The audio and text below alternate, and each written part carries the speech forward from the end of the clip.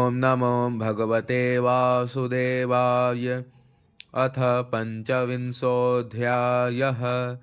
मैत्रेय उवाच। इति सन्दिश्य भगवान् बार्हिसदैरभिपूजितः पश्यतां राजपुत्राणां तत्रैवान्तर्दधे हरः। रुद्रगीतं भगवतः स्तोत्रं सर्वे प्रचेतसः जपन्तस्ते तपस्ते पुर्वरसानामयुतं जले प्राचीनबर्हि संक्षत्तः कर्मस्वासक्तमानसं नारदोऽध्यात्मतत्त्वज्ञः कृपालुः प्रत्यबोधयत् श्रेयस्त्वं कथमद्राजन् कर्मणात्मन ईहसे दुःखहानिः सुखावाप्तिः श्रेयस्तन्नेह चेष्यते। राजोवाच न जानामि महाभाग परं कर्मापविद्धधीः ब्रूहि मे विमलं ज्ञानं येन मुच्येय कर्मभिः। गृहेषु कूटधर्मेषु पुत्रदारधनार्थधीः न परं विन्दते मूढो भ्राम्यन् संसारवर्त्मषु। नारद उवाच भो भो प्रजापते राजन् पशून् पश्य त्वयाध्वरे संज्ञापितान् जीवसङ्घान् निर्घृणेन सहस्रशः एते त्वां सम्प्रतीक्षन्ते स्मरन्तो वै ससङ्तव सम्परेतमयः कूटैश्छिन्दन्त्युत्थितमन्यवः अत्र ते कथयिष्येमुमितिहासं पुरातनं पुरञ्जनस्य चरितं निबोध गदतो मम। आसीत् पुरञ्जनो नाम राजा राजन् बृहच्छ्रवाः तस्य विज्ञातनामासीत् सखा विज्ञातचेष्टितः सोऽन्वेषमानः शरणं बभ्राम पृथिवीं प्रभुः नानुरूपं यदा विन्ददभूत्स विमना इव न साधु मेनेताः सर्वा भूतले यावतीः पुरः कामान् कामयमानोऽसौ तस्य तस्योपपत्तये स एकदा हिमवतो दक्षिणेष्वथ सानुषु ददर्श नवभिर्द्वार्भिः पुरं लक्षितलक्षणां प्राकारोपवनाट्टाल परिखैरक्षतोरणैः स्वर्णरौप्यायसैः शृङ्गैः सङ्कुलां सर्वतो गृहैः नीलस्फटिकवैदूर्य मुक्तामरकतारुणैः क्लृप्तहर्म्यस्थलीं दीप्तां श्रिया भोगवतीमिव सभाचत्वररथ्याभिराक्रीडायतनापनैः चैत्यध्वजपताकाभिर्युक्तां विद्रुमवेदिभिः पुर्यास्तो बाह्योपवने दिव्यद्रुमलताकुले नदद्विहङ्गालिकुल कोलाहलजलाशये हिमनिर्झरविप्रुस्मत् कुसुमाकरवायुना चलत्प्रवालविटप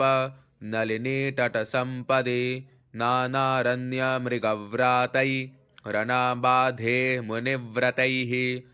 आहूतं मन्यते पान्थो यत्र कोकिलकूजितैः यदृच्छया गतां तत्र ददर्श प्रमदोत्तमां भृत्यैर्दशभिरायान्ति मेकैकशतनायकैः पञ्चशीर्षाहिना गुप्तां प्रतिहारेण सर्वतः अन्वेषमाना मप्रौढां कामरूपिणीं सुनासां सुदतीं बालां सुकपोलां वराननां समविन्यस्तकर्णाभ्यां बिभ्रतीं कुण्डलश्रियं पिसङ्गनीवीं शुश्रोणीं श्यामां कनकमेखलां पद्भ्यां क्वनद्भ्यां चलतीं नूपुरैर्देवतामिव स्तनौ व्यञ्जितकैशोरौ समवृत्तौ निरन्तरौ वस्त्रान्तेन निगूहन्तीं व्रीडया गजगामिनीं तामाह ललितं वीरः सव्रीडस्मितशोभनां स्निग्धेनापाङ्गपुङ्खेन स्पृष्टः प्रेमोद्भ्रमद्भ्रुवा का त्वं कञ्जपलासाक्षी कस्यासीह कुतः सति इमामुपपुरीं भीरु किञ्चिकीर्षसि संसमे क एतेनुपथायेत एकादश महाभटाः एतावाललनाः शुभ्रो कोऽयं ते हि पुरः सरः त्वं ह्रीर्भवान्यस्यथवाग्रमापतिं विचिन्वति किन्मुनिवद्रहो वने त्वदङ्घ्रिकामाप्तसमस्तकामं क्व पद्मकोशः पतितः कराग्रात् नासांवरोर्वन्यतमा भुवि स्पृक् पुरीमिमां वीरवरेण साकम् अर्हस्यलङ्कर्तुमदभ्रकर्मणा लोकं परं श्रीरिव यज्ञपुंसा यदेशमापाङ्गविखण्डितेन्द्रियं सव्रीडभावस्मितविभ्रमद्भ्रुवा त्वयोपसृष्टो भगवान् मनोभवः प्रबाधतेथानुगृहान् शोभने त्वदाननं शुभ्रुसुतारलोचनं व्यालम्बिनीलालकवृन्दसंवृतम् उन्नीय मे दर्शय वल्गुवाचकं यद्व्रीडया नाभिमुखं शुचिस्मिते नारद उवाच इत्थं पुरञ्जनं नारी याचमानमधीरवत् अभ्यनन्दत तं वीरं हसन्ती वीरमोहिता न विदाम वयं सम्यक् कर्तारं पुरुषर्षभ आत्मनश्च परस्यापि गोत्रं नाम च यत्कृतम् इहाद्य सन्तमात्मानं विदाम न ततः परं येनेयं निर्मिता वीर पुरी शरणमात्मनः एते सखायः सख्यो मे नरा नार्यश्च मानद स्वप्तायां मयि जागर्ति नागोऽयं पालयन् पुरीं दिष्ट्या गतोऽसि भद्रं ते ग्राम्यान् कामानभीप्ससे उद्वहिष्यामि तांस्तेऽहं स्वबन्धुभिररिन्दम इमां त्वमधितिष्ठस्व पुरीं नवमुखीं विभो मयोपनीतान् गृह्णानः कामभोगान् सतं समाह कन्नु त्वदन्यं रमये ह्यरतिज्ञमकोविदम् असम्परायाभिमुखमस्वस्तनविदं पशुं धर्मो ह्यत्रार्थकामौ च प्रजानन्दो मृतं यशः लोकाविशोका विरजा यान्न केवलिनो विदुः पितृदेवर्षिमर्त्यानां भूतानामात्मनश्च क्षेम्यं वदन्ति शरणं भवेस्मिन् यद्गृहाश्रमः का नाम वीरविख्यातं वदान्यं प्रियदर्शनं न वृणीत प्रियं प्राप्तं मादृशी त्वादृशं पतिं कस्यामनस्ते भुवि भोगि भोगयोः स्त्रिया न सज्जेद्भुजयोर्महाभुज यो नाथ वर्गाधिमलं घृणोद्धतस्मितावलोकेन चरत्यपोहितुं नारद उवाच इति तौ दम्पती तत्र समुद्य समयं मिथः तां प्रविश्य पुरीं राजन् मुमुदाते सतं समाह उपगीयमानो ललितं तत्र तत्र च गायकैः क्रीडन् परिवृतः स्त्रीभिर्हृदिनीमाविशच्छुचौ सप्तोपरिकृता द्वारः पुरस्तस्यास्तु द्वे अधः पृथग्विषयगत्यर्थं तस्यां यः कश्चनेश्वरः पञ्चद्वारस्तु पौरस्त्या दक्षिणैका तथोत्तरा पश्चिमे द्वे अमूसां ते नामानि नृपवर्णये खद्योताविर्मुखी च प्राग् द्वारावेकत्र निर्मिते विभ्राजितं जनपदं याति ताभ्यां द्युमत्सखः नलिनी नालिनी च प्राग् द्वारावेकत्र निर्मिते अवधूतसखस्ताभ्यां विषयं याति सौरभं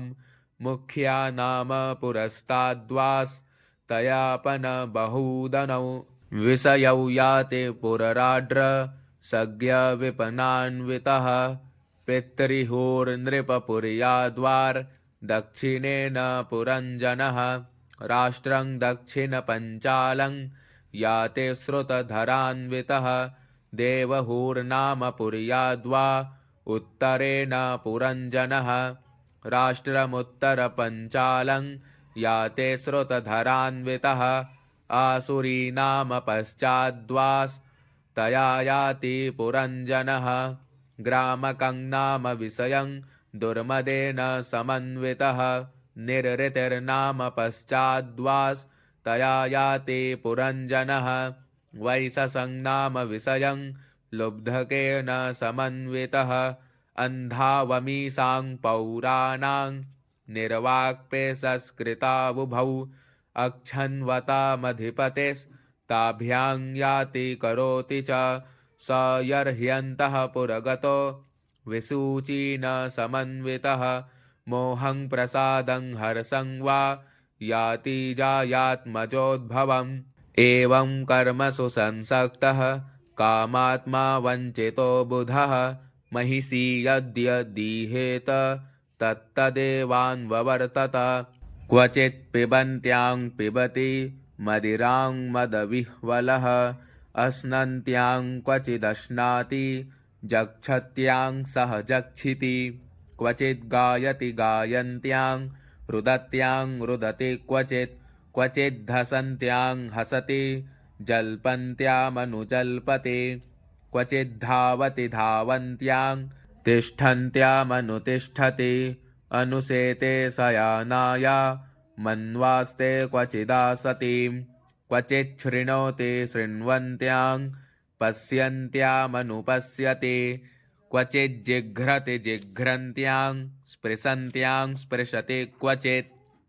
क्वचिच्च शोचतीं जाया